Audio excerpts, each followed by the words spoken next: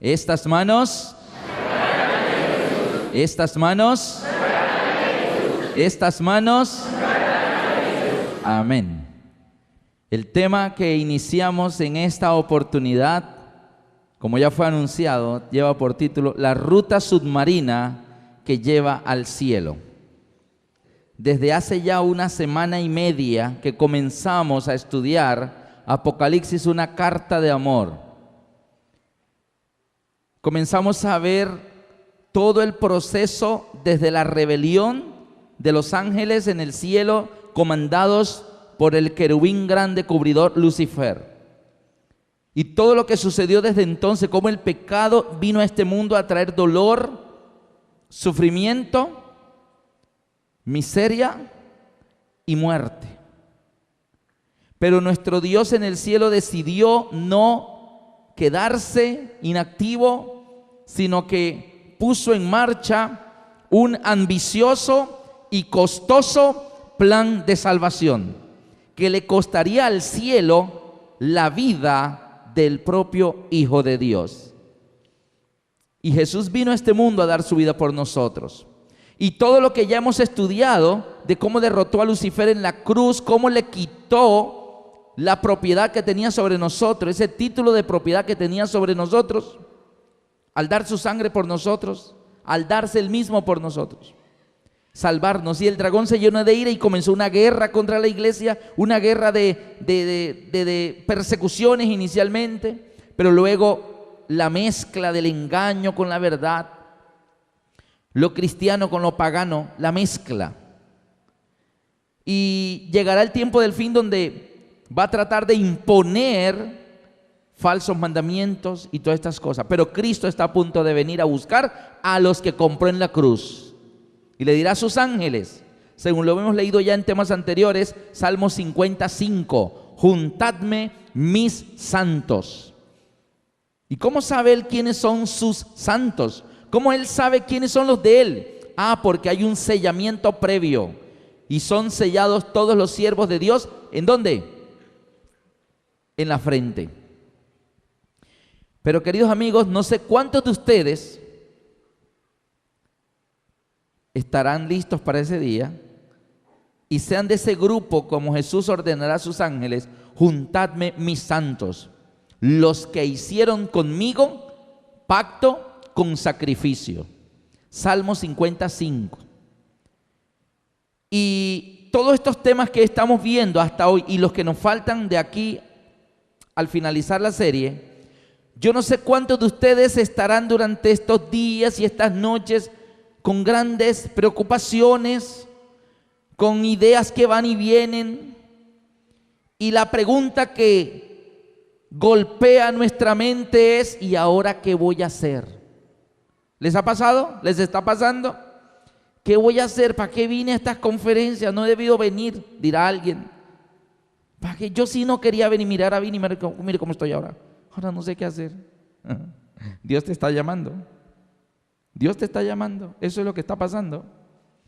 Déjeme decirle que en la Biblia un grupo de personas también escuchó a través del apóstol Pedro el mensaje cristocéntrico del sacrificio del Hijo de Dios. En el libro de Hechos, capítulo 2, lleno del poder del Espíritu Santo, Pedro predicó de Jesucristo y de cómo nos salva a nosotros.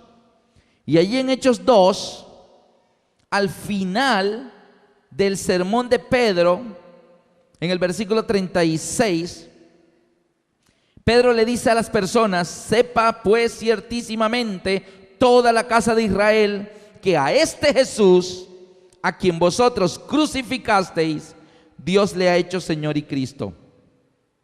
Él vino a dar su vida por nosotros y por nuestros pecados Él fue crucificado.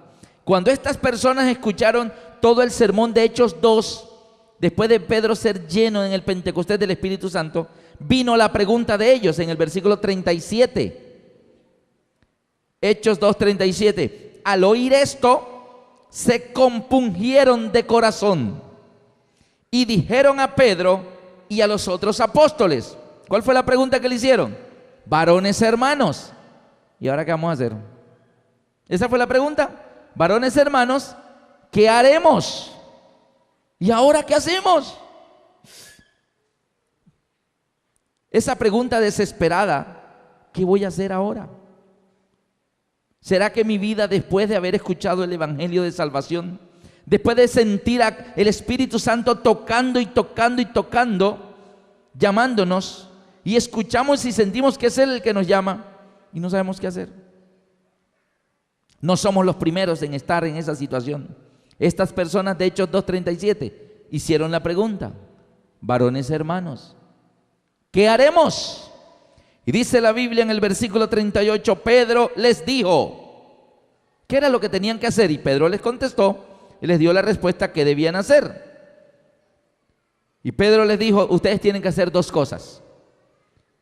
Arrepentíos, una, y bautícese cada uno de vosotros, dos. ¿Cuáles son las dos cosas que son la respuesta a la pregunta de ¿qué haremos? ¿Y ahora qué hago? ¿Qué voy a hacer? Dice que Pedro les dijo, arrepentíos y bautícese cada uno. Voy a colocar esas dos cositas aquí, las dos respuestas a la pregunta de ¿qué haremos? Y la respuesta es, uno, arrepentíos. Y dos, bautícese cada uno. No es por familia. Cuando el papá paga el recibo del gas, del agua, pagó para toda la familia. El papá pagó el recibo, pero eso cubre a todos, ¿cierto? Cuando el papá hace el mercado es para todos. Y hay cosas que suceden y cobijan a todos, pero el bautismo, ¿no? Es que es individual. La decisión es cada uno. Cada persona debe decidir por sí mismo qué va a hacer con su vida.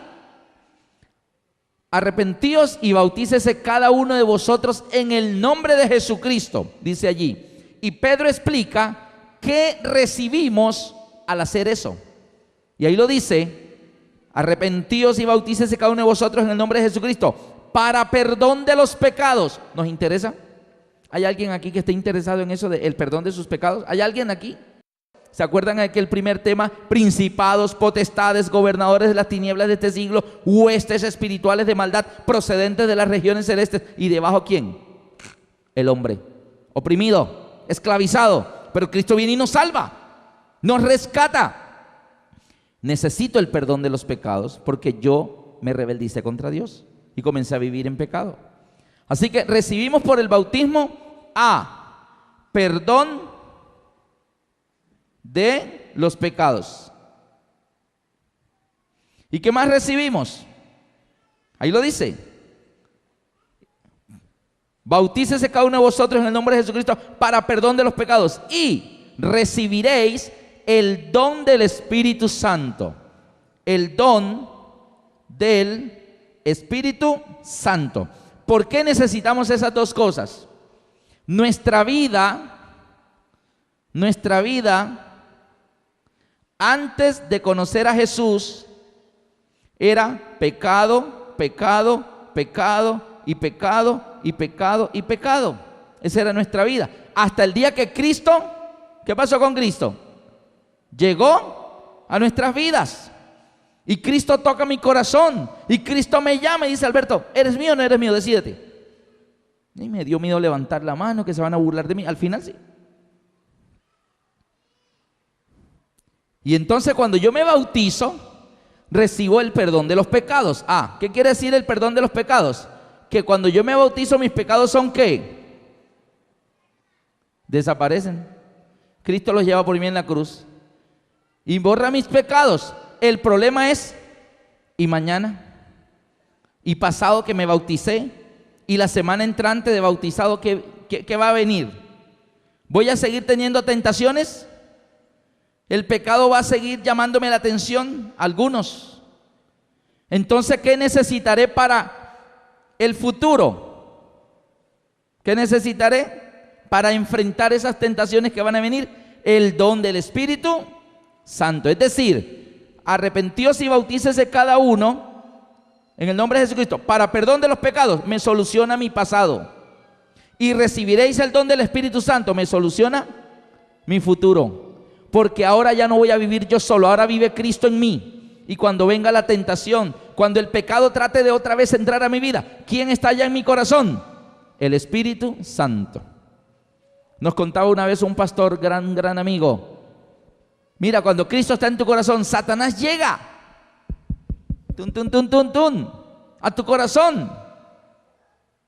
Quiere entrar otra vez. Y abre la puerta, Jesús, a la orden. Y Satanás dice, perdón, me equivoqué de casa. No entra cuando se encuentra con Jesús. No entra.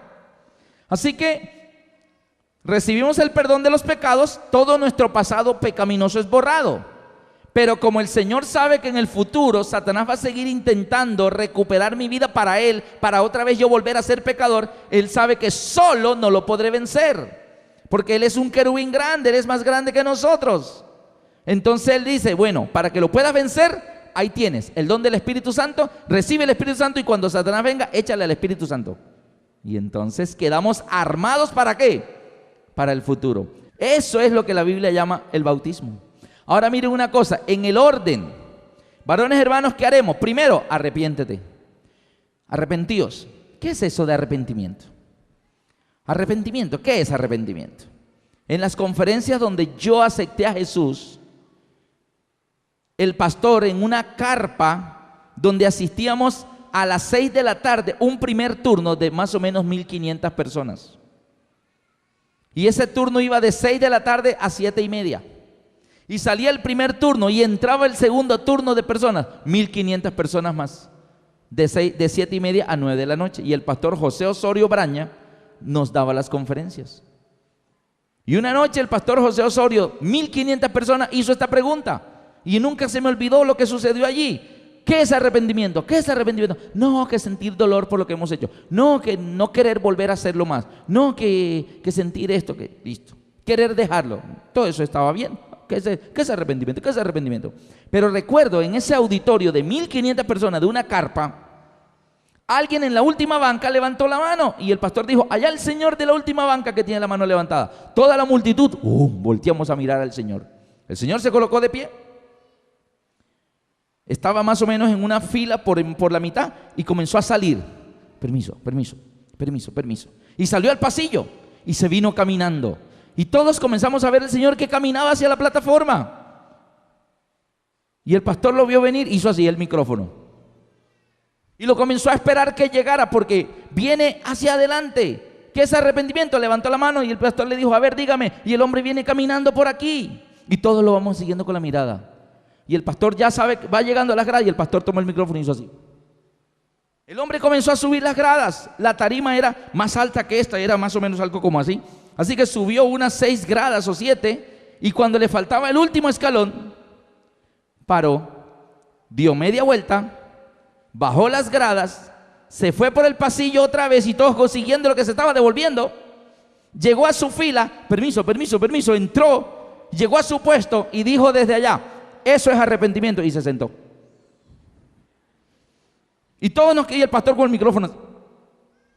Todos nos quedamos asombrados y el pastor dijo, bueno, esta definición de arrepentimiento es bien clara. No solo lo dijo, sino que lo demostró. Y esto es un aspecto importante del arrepentimiento. El arrepentimiento no debe ser de palabras, sino de ¿qué? De hechos. Y él definió el arrepentimiento, no con palabras, lo definió con hechos. Iba hacia un lado y dijo, paró y se devolvió.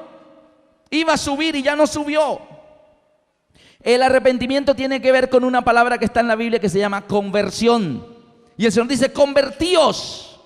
¿Y qué es conversión? Queridos amigos, lo que pasa es que nosotros, nuestra vida antes de conocer a Jesús va hacia el mundo, lejos de Dios. Hacia el mundo, lejos de Dios. Más cerca del mundo, más lejos de Dios. Muy metido con el mundo, muy lejos de Dios. Esa es nuestra vida antes de conocer a Cristo. Y el Señor dice, convertíos de vuestros malos caminos. ¿Qué me está diciendo? ¿Conversión qué es? Cambia de dirección y entonces yo hago así. Y mi vida comienza ahora. Más lejos del mundo, más cerca de Dios. Más lejos del mundo, más cerca de Dios. Eso es arrepentimiento. ¿Qué hizo el hombre? Venía en una dirección, se arrepintió y se devolvió. Así que es necesario, varones hermanos, ¿qué haremos? Lo primero que tienes que hacer es arrepentirte. Sentir que por donde vamos no es. Estar seguros que así como vamos, por ahí no es. Eso es necesario. Si no sentimos eso, nuestra vida va a seguir hacia el más al mundo y estaremos allá felices. Arrepentíos. La segunda cosa, bautícese. Ahora, la palabra bautismo, lejos de lo que yo también desde muy niño aprendí, yo pensé que bautismo era ponerle nombre a alguien. Porque así lo escuchamos por la calle, ¿no? Ya nació el niño. Ajá, sí, ya nació. ¿Y ya lo bautizaste? Sí. ¿Qué nombre le pusiste? ¿Cierto que escuchamos eso? Pero en la Biblia, la palabra bautismo no significa eso. La palabra bautismo viene del original baptismo y significa sumergir en el agua. Es un acto simbólico determinado por Dios. A ver, Pedro le está diciendo a las personas que quieren saber qué van a hacer para ser salvos y Pedro les dice que hay que arrepentirse y que bautizarse. ¿El bautismo para qué es? Para el perdón de los pecados. En la Edad Media, la iglesia de la Edad Media, de la Edad Oscura, ya ustedes saben cuál, entre los grandes cambios que introdujo en la fe cristiana, introdujo bautizar bebés. Bebecitos recién nacidos, bautizarlos. La pregunta es, ¿para qué es el bautismo? Para perdón de los pecados. ¿De qué se puede arrepentir un bebé de mes y medio, 2 meses de nacido? ¿Está bien? No se arrepiente porque es un bebé, apenas no tiene conciencia. Así que para que haya bautismo, la persona tiene que ya estar consciente, debe ser una persona que sabe. Por eso en la Biblia encontramos a las personas bautizándose ¿a qué edad? Ya grandes. ¿Jesús a qué edad se bautizó? A los 30 años. Y no se comenzó a llamar Jesús a los 30 años. Y las personas que se bautizaron en el Pentecostés, dice que se bautizaron como 3,000 personas. ¿Ya tenían nombre?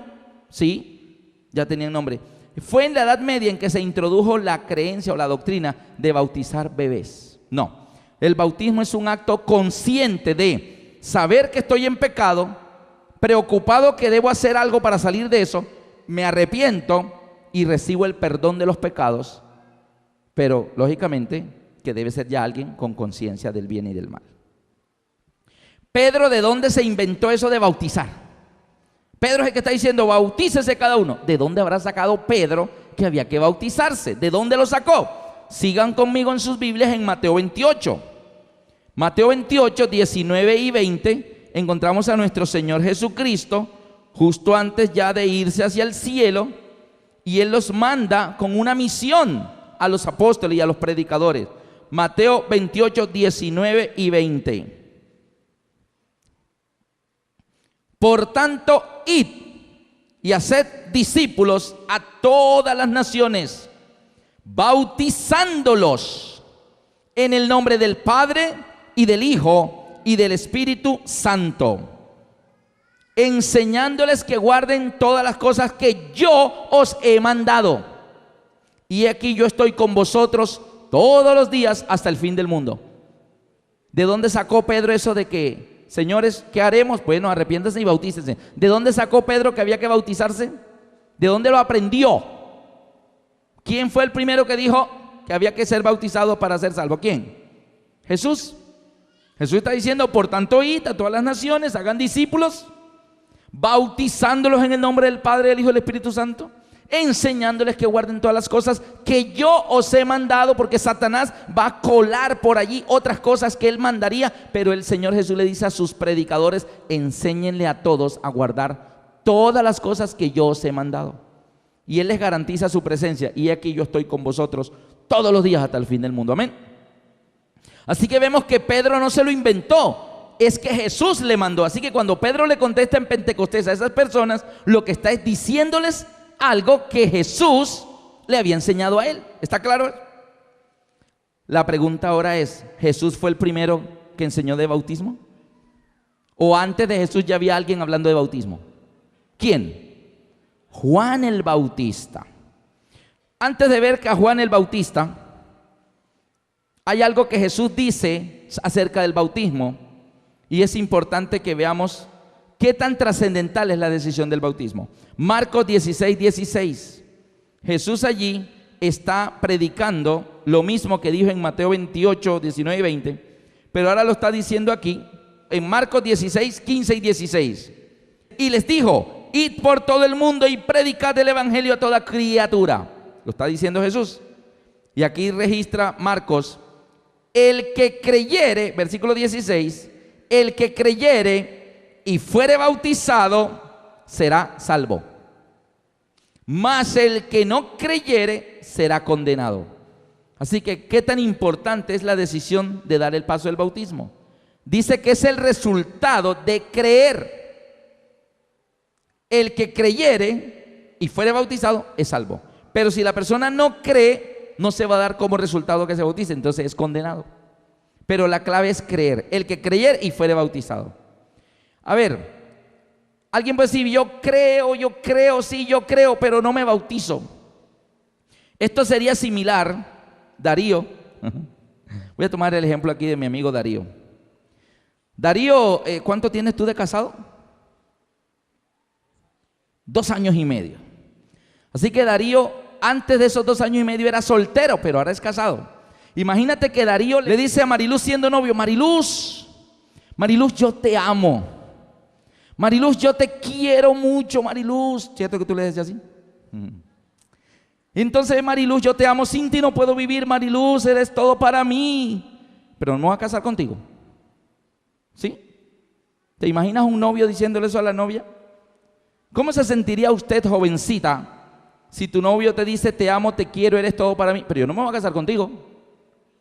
¿Tú qué piensas ahí? El que ama tanto que se casó. Pero es que yo amo, pero no me caso, está como raro. Así que hay muchas personas que dicen: yo te amo, Jesús, yo te quiero, yo acepto todo, pero yo no me bautizo. Jesús está diciendo en Marcos 16:16: el que creyere y fuere bautizado será salvo, y el que no creyere, condenado. Así que parece que es importante eso del bautismo.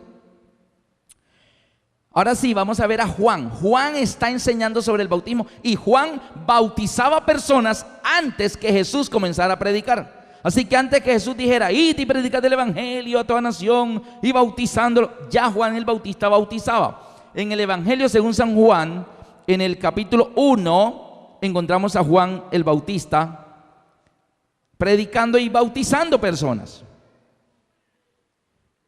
Y miren lo que sucede con Juan cuando se encuentra con Jesús. Y ahora este versículo de Juan 1:29 en adelante nos va a mostrar la pregunta: ¿de dónde sacó Juan eso de bautizar? Entonces el bautismo no fue ni siquiera invento de Jesús, fue de Juan el Bautista. Vamos a ver si fue de Juan el Bautista. Juan 1:29: al siguiente día vio Juan a Jesús que venía a él y dijo: he aquí el Cordero de Dios que quita el pecado del mundo. Este es aquel, dice Juan el Bautista, de quien yo dije: después de mí viene un varón, el cual es antes de mí, porque era primero que yo, y yo no le conocía. Juan el Bautista no sabía quién era el Mesías. Entonces, ¿cómo pudo Juan el Bautista saber quién iba a ser el Mesías?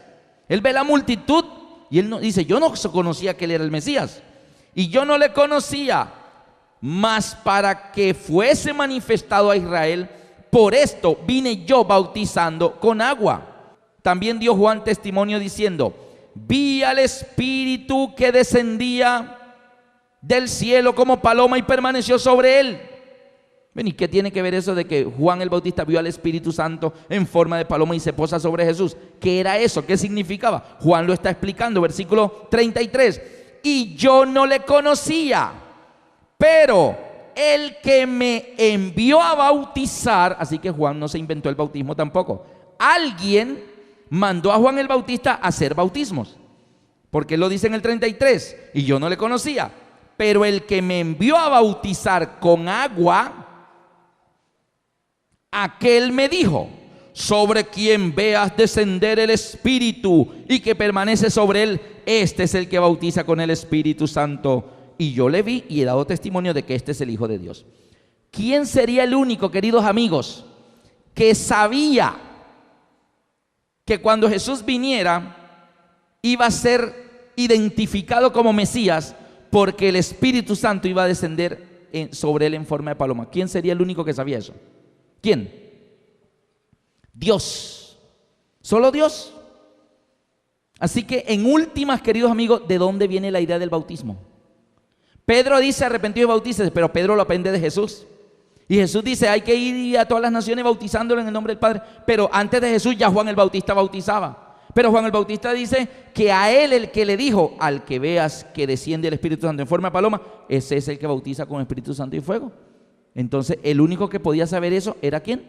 Dios. Así que, queridos amigos, esto de bautizarnos para ser salvos viene del propio Dios. Viene del propio Dios. Es Dios el que eligió que para ser salvo había que pasar por el procedimiento del bautismo. Nosotros no estamos en condiciones de elegir el medio de salvación. Yo les hago una preguntita. Imagínate que yo voy por el campo. Yo voy por el campo paseando, tan bonito esto aquí. Y de pronto no veo allí con el pasto un poco altito así, que hay un foso abierto de 12 metros de profundidad. Y yo me caigo y ¡pum! Y caigo allá abajo. 12 metros de profundidad y me golpeé por aquí, me doblé el tobillo, ¡ay! Y miro hacia arriba, 12 metros, ¿cómo salgo de aquí en el campo? Imagínate. ¿Y ahora cómo hago? Y comienzo a gritar, ayúdenme, por favor, sáquenme de aquí. Nadie pasa por ahí. Media hora, ayúdenme, auxilio. Y después de tanto gritar y gritar auxilio, alguien grita, ¿quién es? ¿Quién grita? Yo, ¿dónde estás que no te veo? En un hueco. ¿Dónde? Es que me caí en el campo. Siga hablando para seguir la voz y encontrarlo. Así que yo sigo hablando y cuando veo que se asoma un campesino. Y el campesino me dice, ¿qué le pasó? ¿Cómo se cayó allá? No, es que el césped estaba alto y no vi, me caí. Por favor, sáqueme. Listo, ya lo voy a sacar. ¿Quién está abajo? Yo. ¿Quién está arriba? Él. Él dice, Señor, tengo aquí mi burrito. Voy a amarrar un lazo y le voy a lanzar el lazo. Agárrese bien que lo voy a sacar. Y este campesino amarra el lazo ahí al burrito y me lanza la otra. Y cuando cae el lazo yo le digo, no, yo quiero escalera. No lazo. Yo le hago una preguntita. ¿Quién está en condiciones de poner quién puede poner las condiciones? ¿El que está arriba o el que está abajo? El Señor dice, mira, solo tengo ese lazo. Así que es el lazo o nada, porque no puedo ir a traer una escalera. Se me hace tarde, así que o te agarras o te quedas ahí. En el plan de salvación, ¿quién está arriba, queridos amigos, y quién está abajo? Yo estoy abajo, tú estás abajo, Él está arriba. Es Dios el que decide cómo vamos a ser salvos. Y Dios dijo, ¿quieres ser salvo? Arrepiéntate y bautízate. Por eso Él lo dice, el que creyere y fuere bautizado será salvo. Que no quiere bautismo sino escalera, pues te quedas ahí. Porque es eso o eso, no hay otra cosa.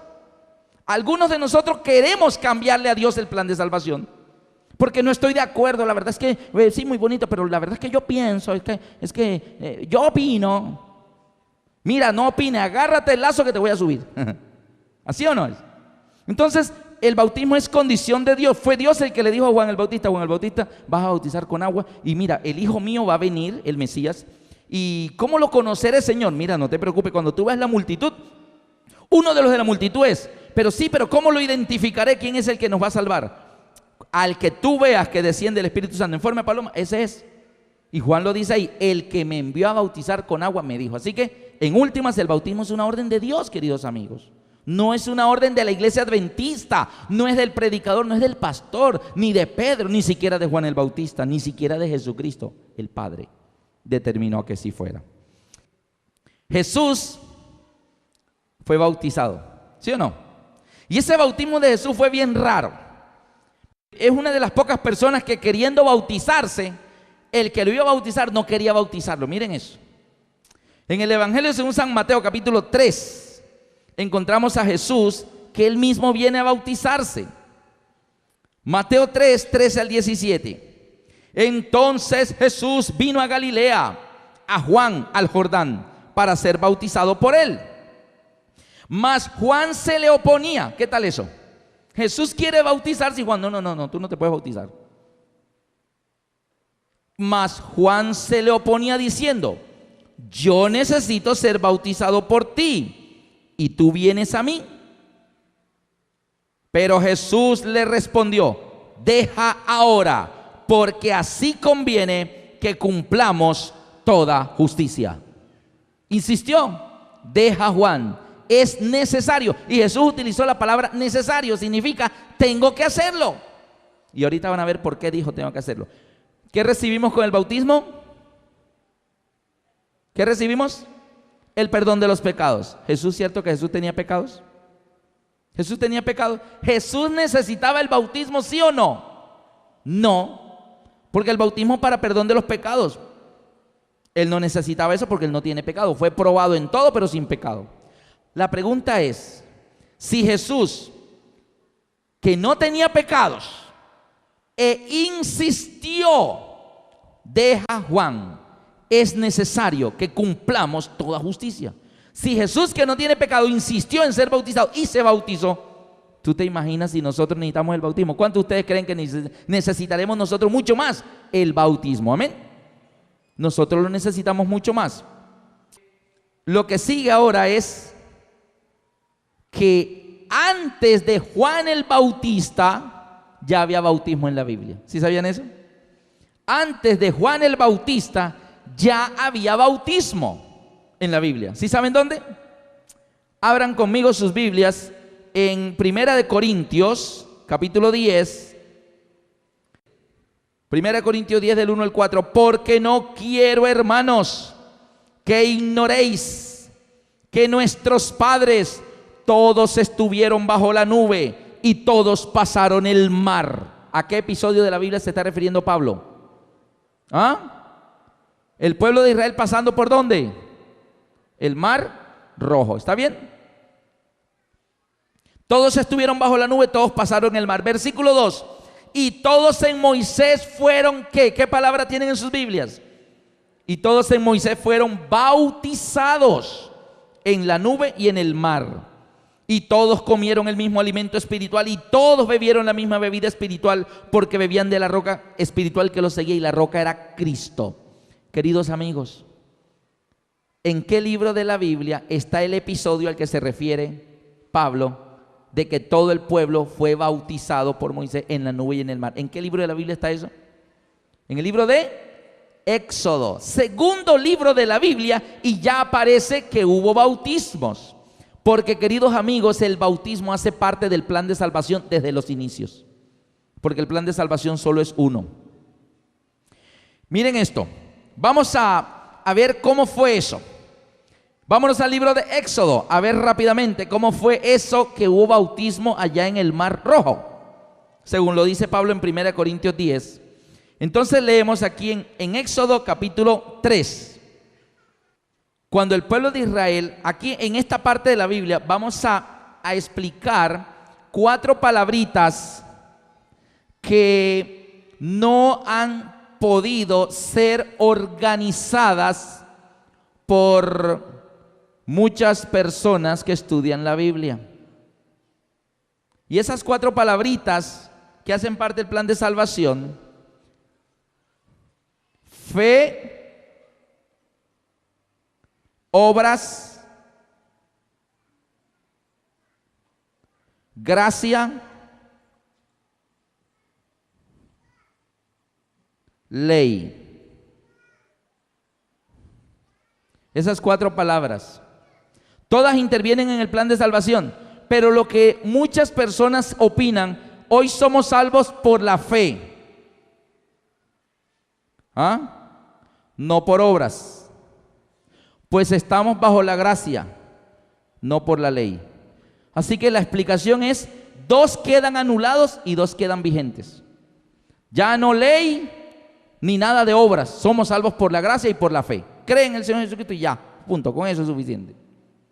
Y de los 4 términos se anulan 2 y los otros 2 quedan. Eso es lo que algunas personas piensan. Pero vamos a ver en este pasaje de Éxodo que así no es. Y vamos a ver si los 4 términos siguen vigentes. Ya pudimos ver en los temas anteriores de que la Biblia utiliza la palabra ley con ¿cuántos significados? 4 significados diferentes.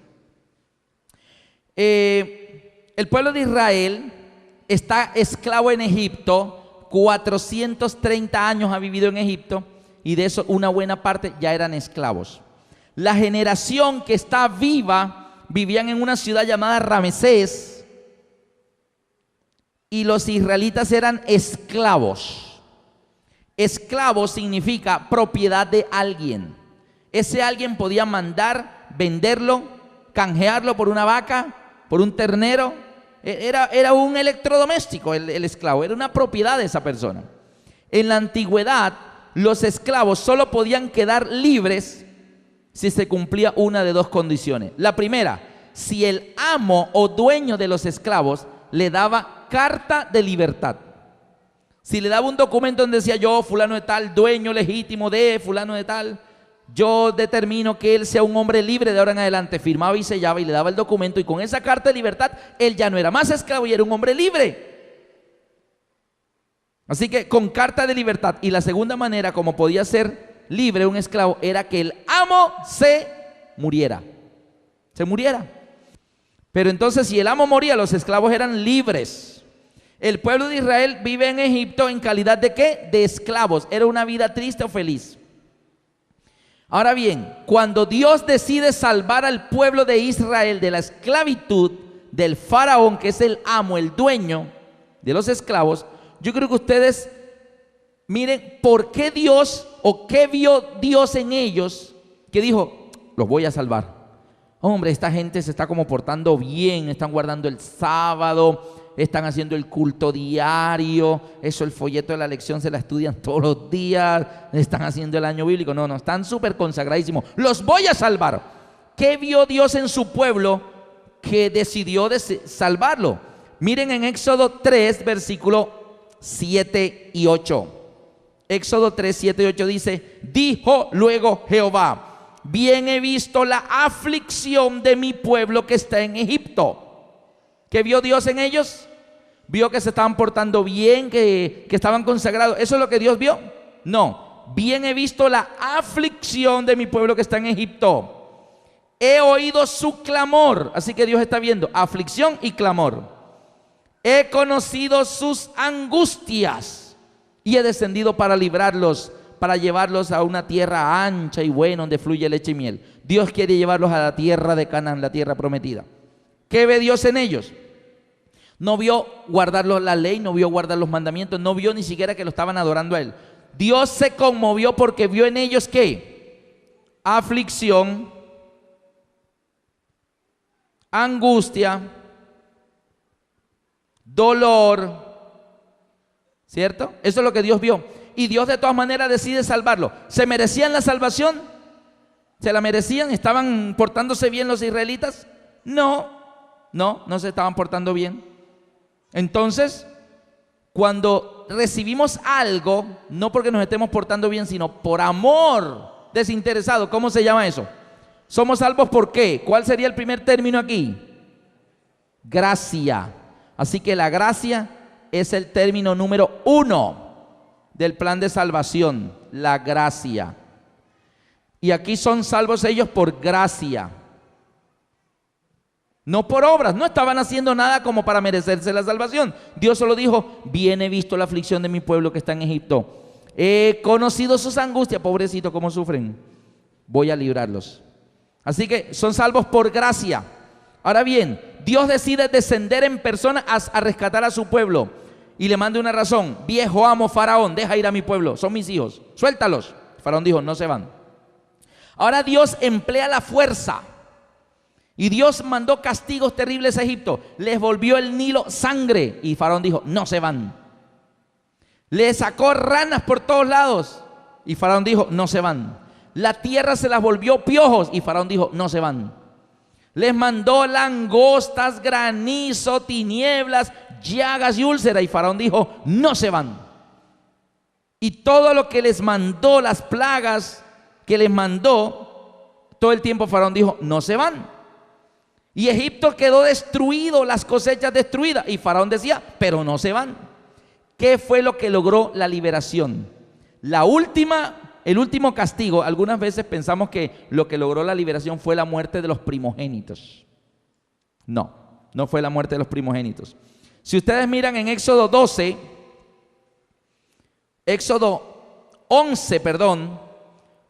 el último acto de Dios para liberar a su pueblo, Éxodo 11, 4 y 5. Dijo pues Moisés: Jehová ha dicho así: a la medianoche yo saldré por en medio de Egipto, y morirá todo primogénito de la tierra de Egipto.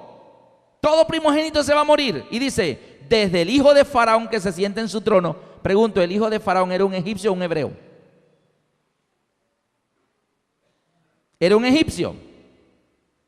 Así que desde el hijo de Faraón, un egipcio que se sienta en el trono, hasta el hijo de la sierva que está tras el molino. ¿Quiénes eran siervos en Egipto? Los hebreos. Así que la sentencia de muerte de los primogénitos ¿es solo para los egipcios o es para todo el mundo? La sentencia es total. Todo primogénito se va a morir, desde los egipcios hasta los hebreos. Los israelitas: Señor, nosotros somos tu pueblo. Padre, ¿cómo vas a matar a nuestros niños, Señor? No, ¿cómo así que?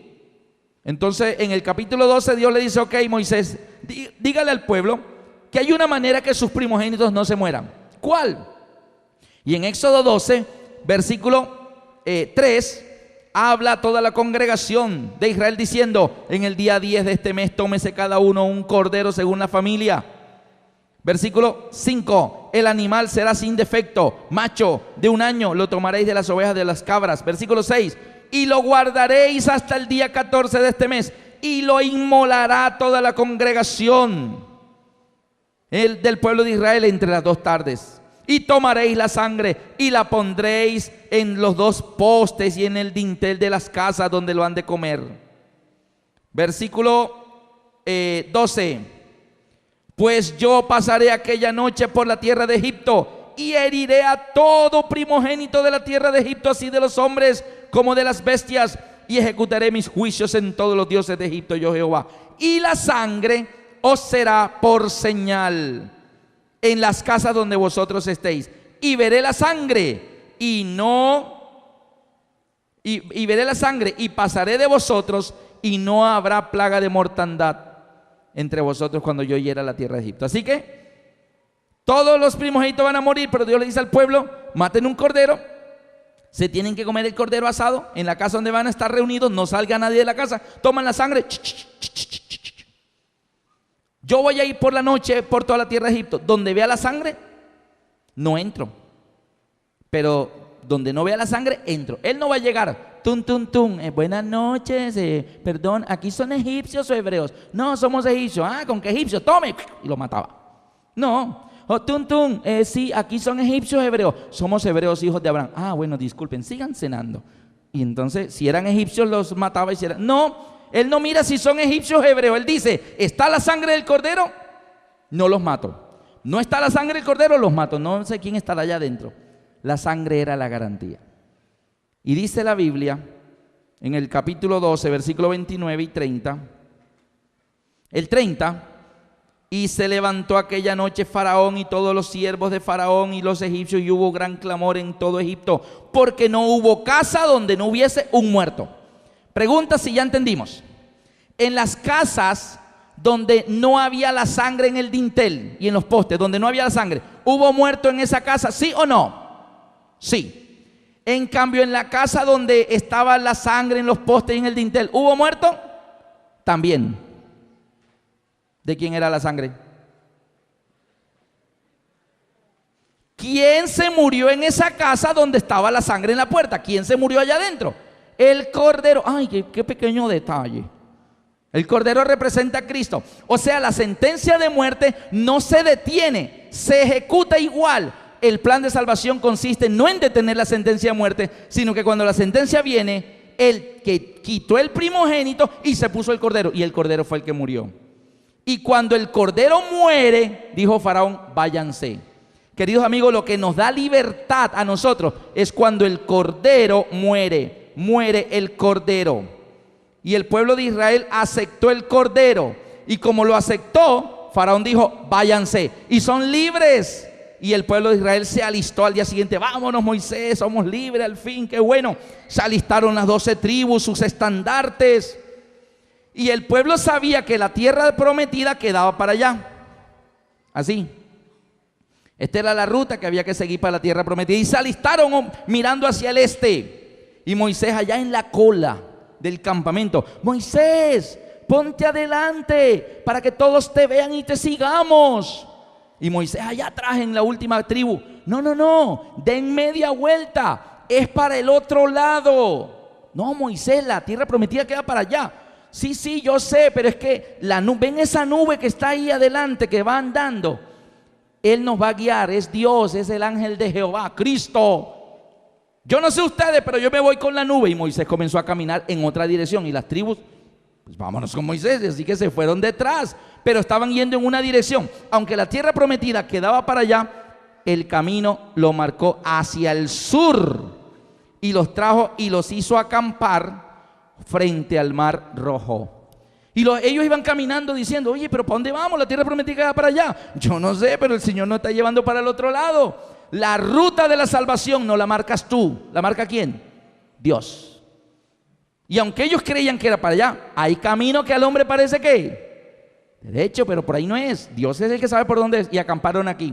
Ahora, el pueblo ya estaba libre, pero legalmente seguían siendo esclavos. ¿Por qué? Porque la única manera que un esclavo deja de ser esclavo es dos maneras: que el amo le dé carta de libertad. ¿Faraón le había dado carta de libertad a los hebreos? No. Así que aunque están libres por acá, legalmente seguían siendo esclavos. Seguían teniendo un dueño. La otra manera es que el amo se muriera. Y ellos acampan aquí. Después de la muerte del cordero, ellos salen para acá y acampan aquí, y eso lo sabemos. Y estando ahí, Faraón se levantó, dijo, ¿qué hemos hecho? Vamos tras ellos. Alistó su caballería, 600 carros, afilaron las espadas, vamos a matarlos a todos. Y vienen en persecución contra los esclavos, no quieren dejarlos ir. El viejo amo, el dueño, no quiere dejarlos ir. Esto está representando que Dios nos libra de la esclavitud del pecado y nos quiere dar la salvación. Ahora, ellos eran esclavos de Faraón. ¿De quién somos esclavos nosotros? ¿O de quién éramos esclavos nosotros? ¿De quién? De Satanás. Yo quiero que miren en sus Biblias, en el libro de Ezequiel capítulo 29. Ezequiel 29, y ustedes van a ver allí a quién representa en este pasaje el Faraón. ¿A quién lo representa? Ezequiel 29, versículos 2 y 3. Ezequiel 29, 2 y 3 dice: Hijo de hombre, pon tu rostro contra Faraón, rey de Egipto, y profetiza contra él y contra todo Egipto. Y habla y di: así ha dicho Jehová el Señor, he aquí yo estoy contra ti, Faraón, rey de Egipto, el gran dragón. ¿Cómo está llamando en Ezequiel a Faraón? El gran dragón. ¿Por qué? Porque este episodio del Mar Rojo es una parábola también para mostrar en las generaciones futuras cómo Dios nos salva. Ellos huían de Faraón, los pecadores huimos de Satanás, el gran dragón. Yo estoy contra ti, Faraón, rey de Egipto, el gran dragón, que yace en medio de sus ríos, el cual dice, mío es el Nilo. Pues yo lo hice. Más mentiroso. ¿Él hizo el Nilo? No, Satanás es mentiroso y padre de mentira. Él no hizo el Nilo lo hizo Dios. Pero él le dice a la gente, yo lo hice. Y es mentiroso y padre de mentira. Ok, así que aquí tenemos la historia de Israel, pero es la historia nuestra. Nosotros huimos ¿de quién? Del gran dragón. Y llegamos a las aguas. ¿Qué representan las aguas? ¿Qué fue lo que dijo Pablo que pasaría aquí? Todos en Moisés serían ¿qué? Bautizados. Y vamos a ver si eso sucedió. Cuando están allí, ¿y ahora qué hacemos? Faraón los viene a matar. Faraón se pone furioso cuando ellos llegan al mar. El gran dragón se pone furioso cuando te ve contemplar la posibilidad de ir a las aguas bautismales. Y cuando Satanás sabe que tú vas a bajar a las aguas bautismales, busca la manera de impedirlo. ¿Y qué está haciendo Faraón aquí? Trata de impedir que lleguen al mar. Y estando en esas, Dios hace el milagro y dice: Moisés, extiende tu vara sobre el mar y divídelo. Y el mar se abre en dos. Y entra el pueblo de Israel y llegan al otro lado. Entraron los esclavos por las aguas. ¿Qué había dicho Pablo? Todos en Moisés fueron bautizados en la nube y en el mar. Pero ¿quién entró también a las aguas? ¿Quién entró también? Faraón. Así que Faraón entra más atrás, pero solo llega hasta la mitad. No logra llegar al otro lado. Y Dios le dice: Moisés, extienda su vara sobre el mar. Y las aguas se hacen esto. Y se vuelve a cerrar el mar. ¿Y a quién sepultó? A Faraón. Se murió el amo. ¿Y qué pasaba con los esclavos cuando el amo moría? ¿Quedan cómo? Legalmente ya no son más esclavos. Entró un pueblo esclavo, salió un pueblo libre. Jesús dijo: conoceréis la verdad y la verdad os hará libres. Si el Hijo del Hombre os libertare, seréis verdaderamente libres. Queridos hermanos, en las aguas bautismales, Satanás pierde todo derecho legal sobre ti y sobre mí. Por eso es tan importante este paso. Por eso Jesús le dijo: Juan, no me impidas. Deja, Juan, es necesario que cumplamos toda justicia. Yo no quiero que en el juicio Satanás diga: Jesús es mío porque no se bautizó. No le voy a dar esa oportunidad. Yo también me voy a bautizar. Y pasó. No lo necesitaba, pero pasó por el bautismo. Y Faraón muere. Legalmente perdió el derecho sobre los esclavos. Ahora es un pueblo libre. Y cuando están de este lado, cantaron. Moisés tuvo un especial.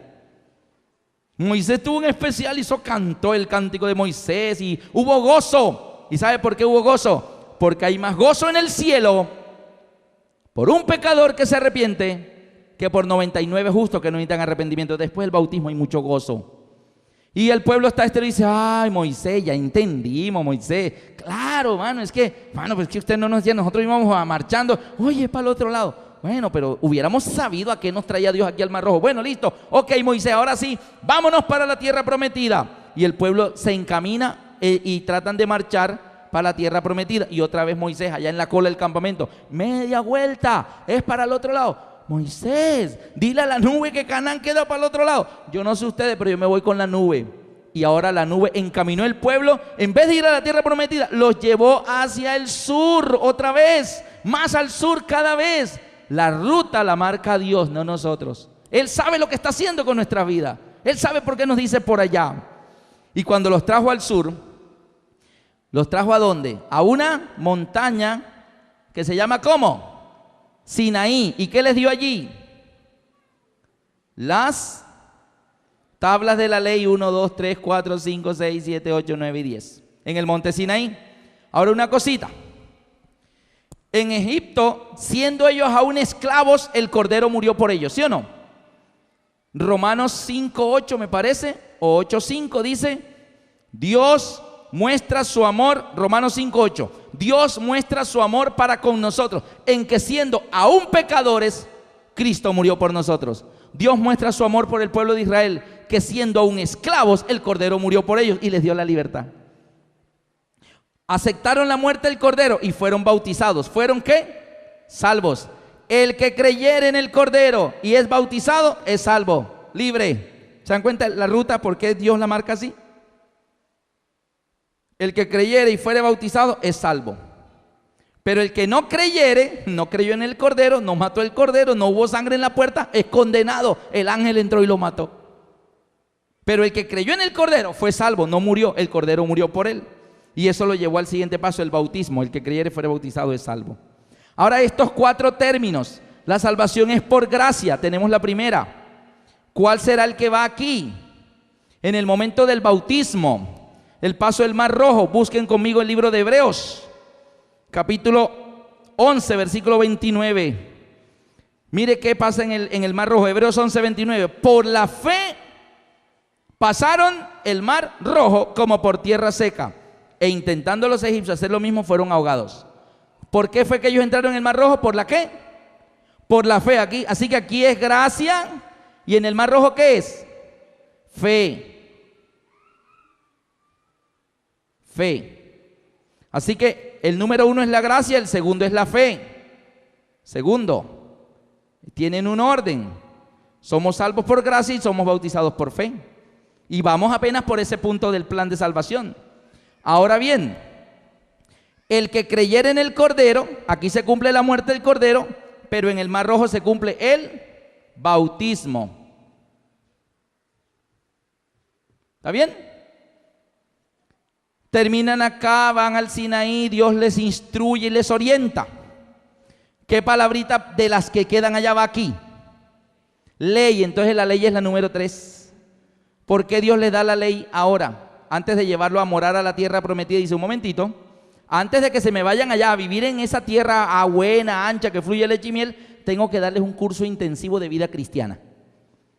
Porque ustedes nacieron en Egipto, esclavos, por lo tanto su estilo de vida es egipcio, la música que les gusta es la música egipcia, la comida que les gusta es la comida egipcia, las costumbres son egipcias, celebran las fiestas egipcias, mejor dicho, paganismo. Entonces yo necesito, antes, los estoy haciendo libres, pero antes de llevarlos a donde van a vivir bien rico, tengo que darles un curso intensivo de vida cristiana.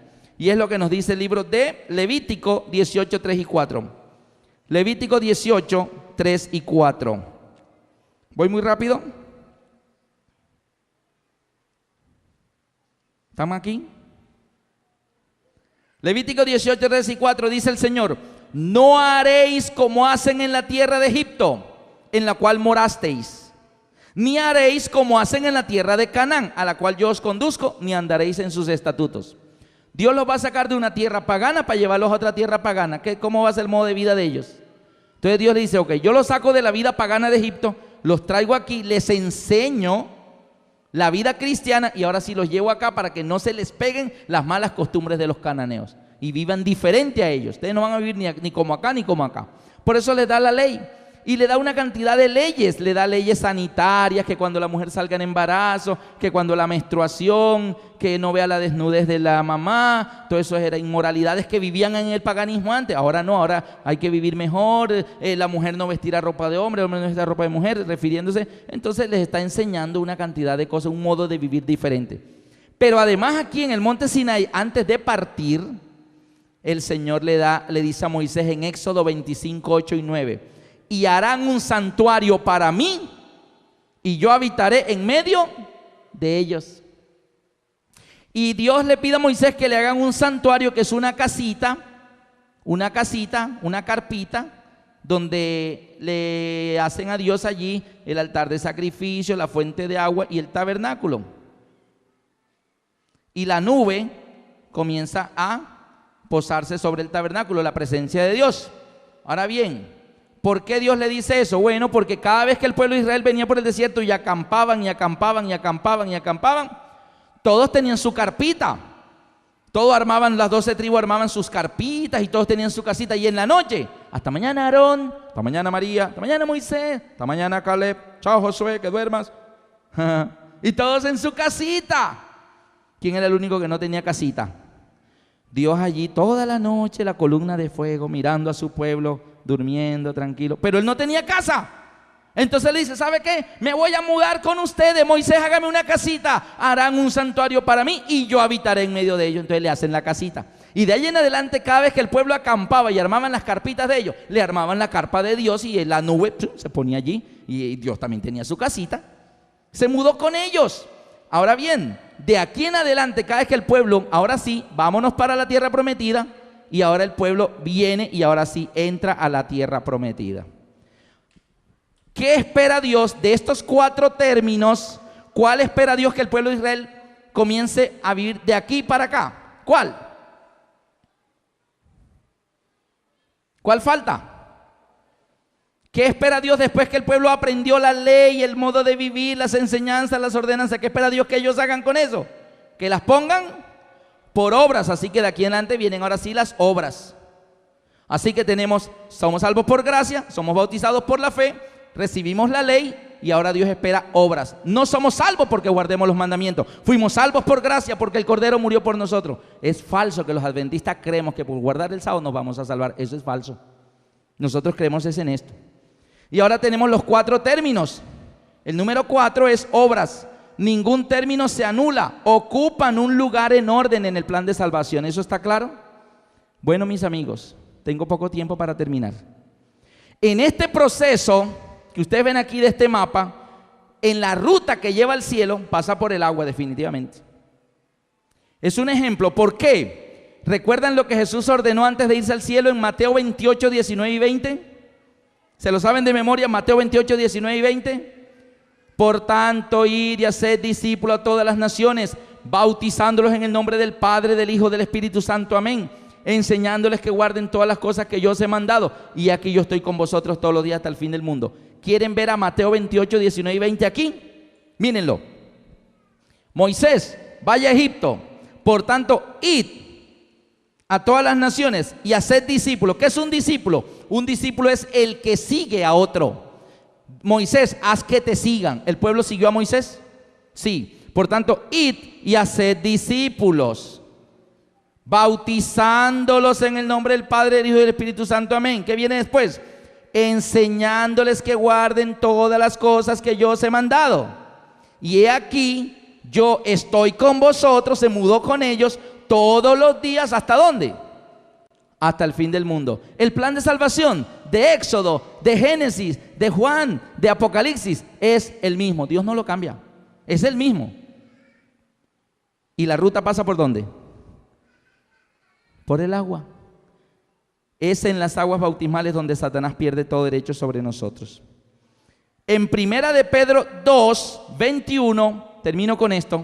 El apóstol Pedro dice que Jesús nos dio ejemplo para que sigamos sus pisadas. Ahora miren esto. Este es el santuario.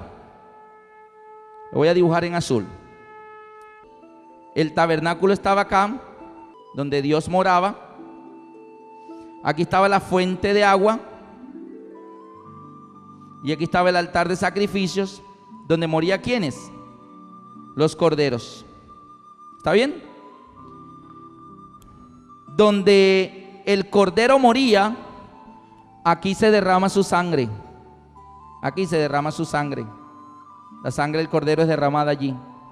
Y después del altar de sacrificio donde el cordero moría, en el tabernáculo, en el santuario, lo que venía era la fuente ¿de qué? De agua. Así que la sangre, el agua y allá. ¿Qué se manifestaba al fondo? Allá al fondo, lo más al fondo del santuario, ¿qué era lo que había? El arca. ¿Y qué se manifestaba encima del arca en medio de los querubines? La presencia de Dios. Allá está la presencia de Dios, ¿cierto? ¿Está claro? Ahora bien, ese es el santuario. Yo estoy aquí. Soy un pecador. Estoy en el mundo. Lejos de Dios. Lejos de Dios estoy. Si yo quiero volver a Dios y quiero entregarle mi vida a Dios y Dios está allá, el camino es hacia allá. Lo primero que tú encuentras en tu camino, si quieres volver a Dios para ser salvo, es el altar de sacrificios. Porque lo primero que todo cristiano debe aceptar es que la muerte de ¿quién? De Cristo por nuestros pecados, que está representado en el altar de holocausto, ¿sí o no? Ahora bien, yo estoy en el mundo en pecado. Y Marcos 16, 16 dice: el que creyere, ¿en qué? En el Cordero, en la muerte del Cordero. El que creyere y fuere bautizado, ¿será qué? Salvo. ¿Está claro ahí la ruta? Pasa por el agua la ruta. Había una fuente de agua después del altar de sacrificio. ¿Qué quería decir esa agüita allí? Que para ir a Dios hay que pasar por la cruz y por el agua. El que creyere y fuere bautizado es salvo. El que creyere, el cordero muere y el agüita es bautizado, es salvo y va a la tierra prometida. Amén. Pero la pregunta es, si primera de Pedro 2:21 dice que Jesús nos dejó ejemplo para que sigamos sus pisadas, ¿por qué Jesús cumplió ese proceso al revés? Yo primero acepto la cruz de Cristo y su sangre derramada. Primero acepto eso, luego me bautizo y luego soy salvo, ¿cierto? Pero ¿qué hizo Jesús primero? Jesús vino a la tierra, se bautizó y 3 años y medio después fue a la cruz y murió. Y si dice la Biblia que Él nos dejó ejemplo para que sigamos sus pisadas, entonces ¿por qué lo hizo al revés? Alguien me dijo una vez: no, Alberto, es que como Él iba a morir en la cruz, Él no iba a tener tiempo después para bautizarse, entonces se adelantó. No, pero es que Él resucitó al tercer día. ¿Y cuántos días duró aquí en la tierra? 40 días. Jesús pudo, ya resucitado, ir al Jordán, se bautizó, va al Monte de los Olivos y se va. Y quedaría que Jesús va a la cruz, muere por nosotros, se bautiza y se devuelve para donde el Padre. Y nos marcó el camino para que sigamos sus pisadas. Pero aunque la Biblia dice que Él nos dejó ejemplo para que sigamos sus pisadas, Él lo hizo al revés. ¿Por qué lo hizo al revés Jesús? Por lo siguiente: Yo estoy en el mundo lejos de Dios, y mi camino para yo volver a Dios es la cruz. El que creyere, el bautismo, fuere bautizado, será salvo. Pero ¿de dónde venía Jesús? ¿Dónde estaba Jesús antes, queridos amigos? ¿Dónde? Jesús estaba en el cielo junto al Padre, y Él dejó ese lugar junto a su Padre para venir a este mundo, para buscarte a ti. Amén. Ahora, viniendo del cielo para acá, ¿qué encuentra primero Jesús? ¿Qué encuentra primero? Entonces se bautizó, y después que se bautizó, vino a la cruz para dar su vida por ti, y ahí te está esperando para que tú lo busques a Él, para llevarte de regreso. Queridos amigos, sea de venida o sea de ida, la ruta pasa ¿por dónde? Por el agua. Hay mucho más que decir, pero el tiempo se ha terminado. Solo quiero hacer una pregunta. ¿Cuántos de ustedes le dirían en esta noche: Señor Jesús, si ese bautisterio ahora mismo tuviera agua, Señor, si ahora mismo estuviera lleno, Padre, yo me bautizaría ya? No te vas a bautizar hoy. No, hoy no hay bautismo definitivamente. Pero la pregunta es de decisión. De decisión. ¿Cuántos le dirían: Señor, si ese bautisterio tuviera agua ahora mismo, yo me bautizara ya? Esto no hay que pensarlo más. Colóquense de pie los que creen eso. Bendito y amado Padre, gracias porque tú nos dejaste ejemplo. Aún nos dejaste el ejemplo de la necesidad de ser bautizados. Y en esta noche, oh Señor, este grupo lindo de hijos tuyos, viendo esa necesidad tan grande de llegar al cielo, han entendido que esa ruta debe pasar por el bautismo. Y ellos hoy, Padre, han decidido prepararse para un bautismo no muy lejano. Gracias porque muchos de ellos ya han decidido hacerlo pronto. Algunos el sábado, aquí en la iglesia, otros el domingo en el río, pero ya han tomado esa decisión y nada les va a cambiar. Pero Señor, otros están todavía indecisos.